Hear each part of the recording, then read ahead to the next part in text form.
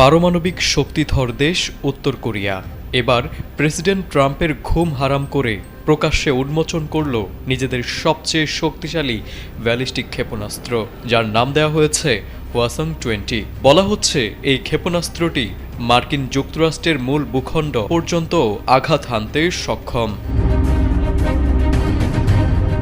শুক্রবার জাপান টাইমসের এক প্রতিবেদনে বলা হয়েছে, নতুন এই ক্ষেপণাস্ত্রটির সবচেয়ে গুরুত্বপূর্ণ বৈশিষ্ট্য হল এটি কঠিন জ্বালানি ব্যবহার করে। এই প্রযুক্তি উত্তর কোরিয়াকে একটি কৌশলগত সুবিধা এনে দেবে, কারণ কঠিন জ্বালানি ভিত্তিক ক্ষেপণাস্ত্রগুলো অনেক দ্রুত প্রস্তুত করে উৎক্ষেপণ করা যায়, যার ফলে শত্রুপক্ষের যে কোনো ঘাঁটি নিমিষেই ধ্বংস করা সম্ভব।